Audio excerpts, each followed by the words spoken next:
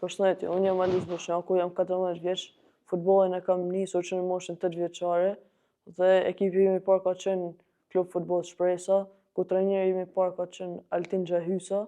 Tash 4 vjet jam pjesë e Akademisë Futbollit Vllaznia, ku pozicioni im është qendërshënues dhe synimi është që në çdo ndeshje të ndihmoj ekipin me gola dhe me performanca pozitive. Maldis, pse ke zgjedhur futbollin?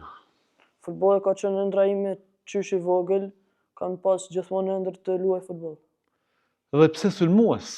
Janë aftësitë tuaja apo ndoshta ju kanë sugjeruar trajnerët për të lutur në sulm? Më ka sugjeruar trajneri im i parë Altin Xhahysa që të luaj në sulm dhe aty e kam ndier vendin mirë, me gola dhe me performanca pozitive dhe kam vazhduar aty.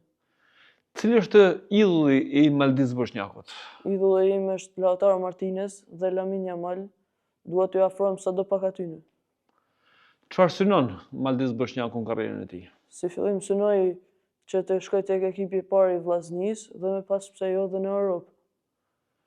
Ju ka mbështetur dhe ju mbështet familja në karrierën tuaj sportive? Po, familja më mbështet shumë, bëjnë plot sakrifica dhe mund veçanërisht babai im. Më mbështet çdo ndeshje dhe çdo stërvitje. Thatë që jeni qendërsulmues. Cila është pika më e fortë për Maldis Boshnjakun? Goditja e fortë. Dhe cili është goli më i bukur që keni shënuar deri tani? Mund të cilësoj vjet me teutën prej në ajër prej 20 metra. Për sulmuesit çdo gol është i rëndësishëm. Megjithatë ju preferoni të shënoni në mënyra të ndryshme? Po, në shumë mënyra të ndryshme, me kohë kam shënuar shumë gola dhe në mënyra tjera të ndryshme. Tek Vllaznia ka shumë sulmues që besoj dëshiron të ngjasoni. Po, si fillim Bekim Balaj dhe më pas pse jo dhe më mirë. Vllaznia U15 tashmë është një familje për ty?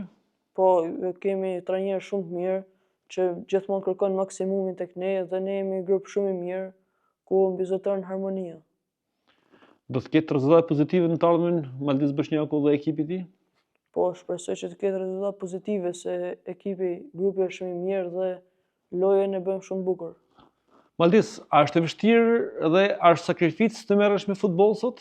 Sakrificë është të merresh futboll sepse janë edhe studimin e një anë, por me dëshirën e madhe ja del përgjithshëm vendimin e Zotit.